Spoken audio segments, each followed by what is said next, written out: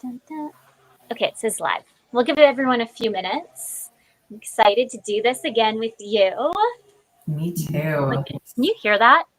Is it really loud? I can just hear you. Oh, I don't hear anything that's else. good. Well, it's just distracting me, I guess. Get a little background noise. Someone's cutting the yard. I'm going to guess it's my, to be honest, because it sounds like it's right underneath my window. Or else I would have shut the window if I knew he was doing that. Anywho, well, thanks for coming on live with me today. We'll give everyone like a few minutes. For anyone coming and listening now, we're just kind of doing like a regroup from our conversation from the radio show yesterday and bringing in kind of like any kind of takeaways and seeing if there's any additional questions that maybe sparked somebody's idea, thoughts, or whichever into the chat here. And we can kind of address them as well. Overall, what we chatted about yesterday was about time management, how moms, parents can struggle with sometimes balancing it all, what boundaries look like, and also like how to have the quote unquote perfect summer, because I don't think that's the sailing we should really say. But maybe now that's been a few minutes, we can do like a quick intro. Jill, you can take it away.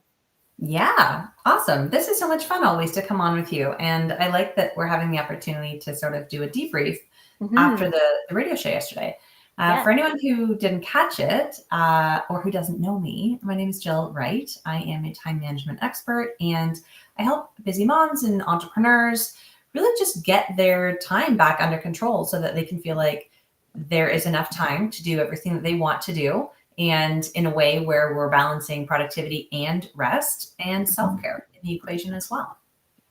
Love it. And it definitely is needed for sure, because I feel like we're always on this like hustle culture, really. Like if you look in different areas and parts of the world, like Italy, for example, like it's just, I'm trying to remember university talk, like, polychronic time. Yeah, I got it. And another one, and like how Italy kind of functions too in different areas, really, different countries. You'll see like we're over in the West Coast area, like our area specifically, like we're just kind of like always going. It's not natural for us to kind of take that minute. Like it's unheard of sometimes to take that minute to stop, freeze, reevaluate sometimes, because we're just always on to the next piece. And I'll do the little introduction on who I am. I'm Brittany Ashley, and I own a company called Creative Dynamic Virtual Services. In general, we are a virtual assisting marketing team and really online business management team. So we look at the full business inside and out, and we pair you with individuals on the team that can assist from administration, marketing, system setups, everything in between. The biggest thing that we've been doing right now is business audits, which I've been actually loving, because it's really taking a look at where you are now in the business and how we can make a tailored plan for you on to scale it up or make sure that the systems are in place. And what's also different about us is that certified business coach, imposter syndrome coach, and trauma-informed Tom practitioner with money trauma. So I kind of mold it all in together underneath Creative Dynamics in essence, and what we're so different. But yeah, I'm really excited to dig in on time management, like what our takeaways were a little bit on that. And like I just mentioned to you, Jill, like the biggest thing that I think that kind of sparked like the pause moment and reframe moment when you made a comment about creating the perfect summer. Yeah.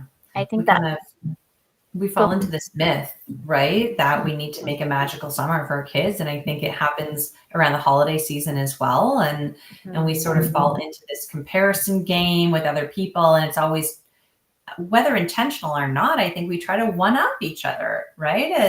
As parents, especially as moms. And it's like, oh, well, I want to make sure that I fill my kids' entire summer with fun things that they'll remember forever. And meanwhile, we're stressed out and everything is a mess and we're not present enough to enjoy it. And I really encourage everyone to like take a step back and see what you can maybe take off your plate this summer and just create space for the magic to happen naturally, right?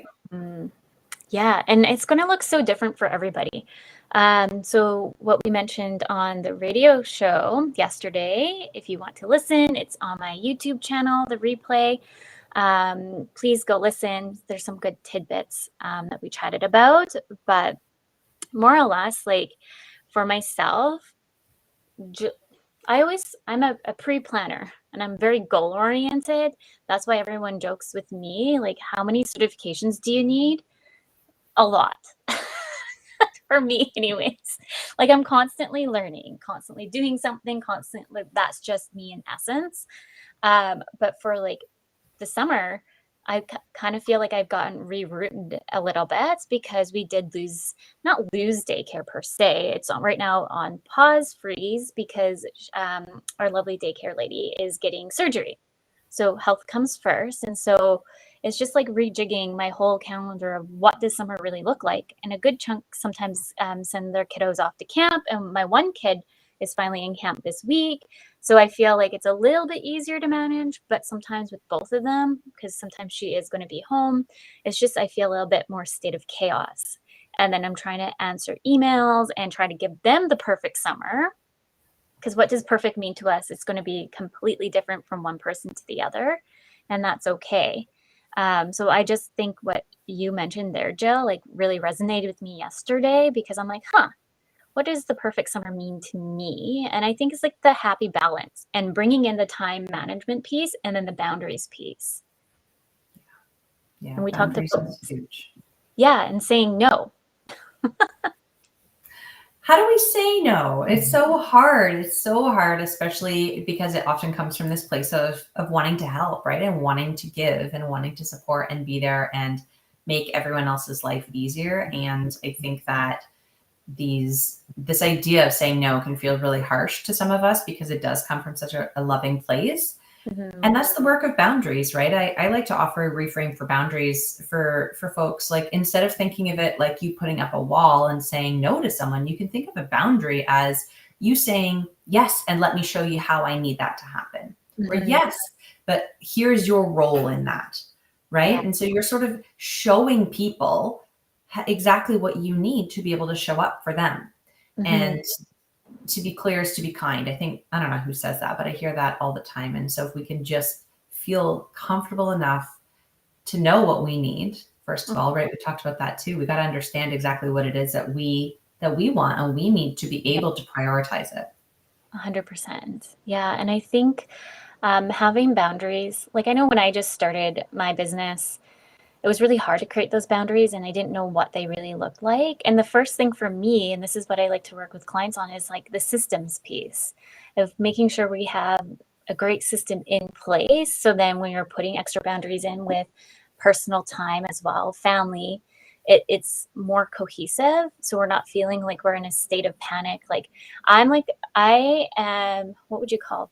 I don't, I want to say like an email junkie, but not an email junkie. Like I need my inbox clean. Like Yeah, same. folders and folders. And sometimes I folder myself. I can't find it. But like to me, that's a sense of calm, I guess, knowing that I've responded to the emails.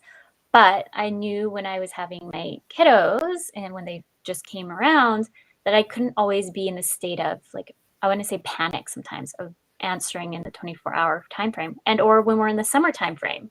So like after we get off today, I plan to respond to 2 more emails that I received their email and not do like a full confirmation like of a like sometimes I'd have to pre-plan, but yes, I received your email. I'll get back to you once I review X, Y, and Z. And then go take my son out to the park because he's been waiting all day for me. And I feel like, and that's part of the guilt too, like trying to like do the live and or do a strategy meeting over here. And I still feel so guilty, even though like I've done my check-ins, he's happy, he's doing his whichever crafts, he's good to go. But there's still that sense of guilt. Maybe there's some kind of mechanisms that you might have that kind of like, I don't think the guilt will ever go away, but maybe to alleviate some of that guilt. 2 things. Yeah. One is really to be present where your feet are and not worry about, like, if you're in work mode and you feel confident, you set your kid up and someone else is looking after them, like Yeah. be at work. be at work, have your work hat on, be fully in wherever you are with whatever task you're doing. Yeah. Then have a little bit of a transition ritual, like shutting down your laptop, taking off your glasses, blowing out the candle, to transition you into the next phase, right? Like, okay, now I'm in mom mode.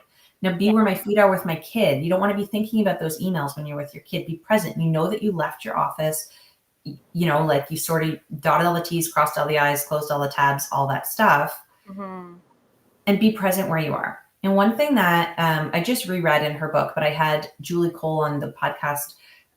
She's a founder of Mabel's Labels, and she's got 6 kids.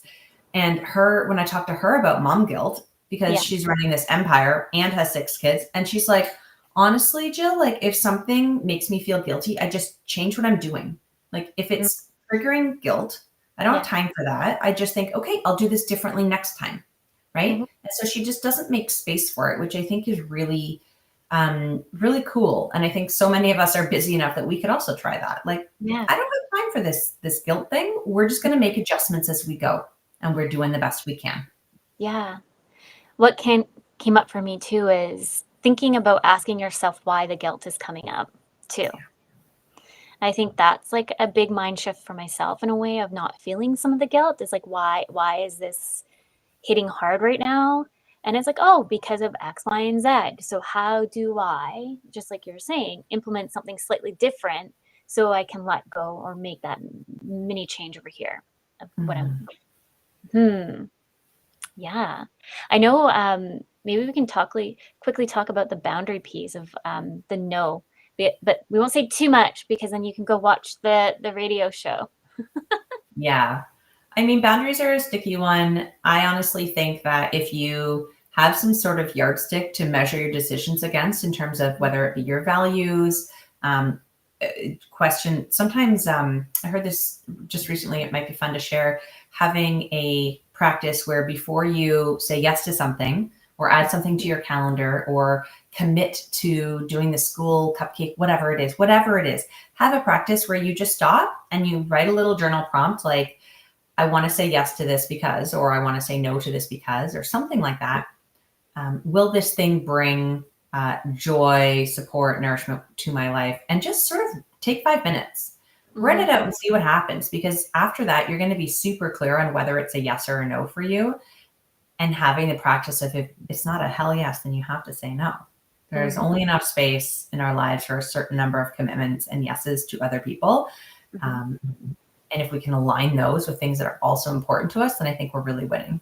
Yes, I love that. And also, like we mentioned a little bit about like recognizing the burnout, because I think that was big for me too. Like we talked a little bit on the show about introvert extroverts and if you're on the level of burnout. So go take a look and watch the show. But as somebody that kind of interplays between the two, I find like when I'm on the state of burnout and I say yes to commit to all these things, like I'm not fully energized to be there and like not giving me joy. So why am I saying yes instead of being more empowered to say no? Because really, the day when you're more empowered to say no, that means your energy levels are going to switch too.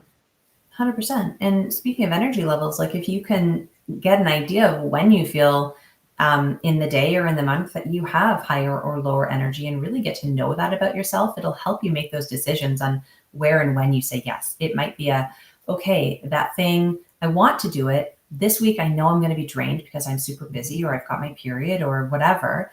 Let's do it another date. Yes, I want to see you for drinks after work. This day is going to work best for me because I know about myself that, or let's go for breakfast instead of drinks at night because I have more energy.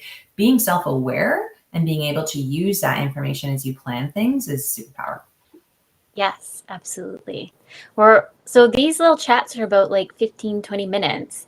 They're just kind of short and sweet, and then go watch the radio show replay and or come with other questions for Jill and I to come back. If we do another live, then we can kind of dig in deep. I don't see any questions in the chat, but if anything does come up, please send us a direct email. Jill, do you want to just say where everyone can reach you at? Yeah, my website's the best place. It's jillwright.ca. The email is just info@jillwright.ca. I'm so happy to connect with anybody.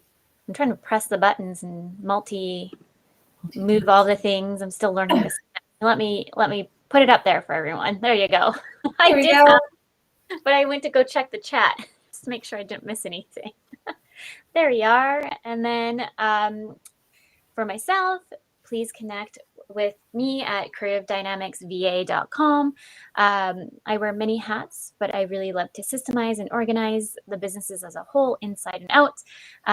So if you're looking for any kind of business audits, myself and Adriana love to really dig into those and strategize with business owners on those. For the conversation today, if you're a parent, a mom struggling with time management, just take it one day at a time, I would say, and give yourself grace, because we're still trying to like make it all work and raise humans. It's hard. It really is. Yeah. It's hard for everyone. It's hard for Brittany and I. We might be up here giving advice and having the seat of the expert, but we struggle too. Everyone is in it. We're all figuring it out. Give yourself some grace. Yes.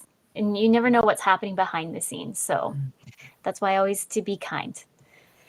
But yeah, well, thank you so much, Jill, and everybody who's listening. Please reach out to us, and we can't wait to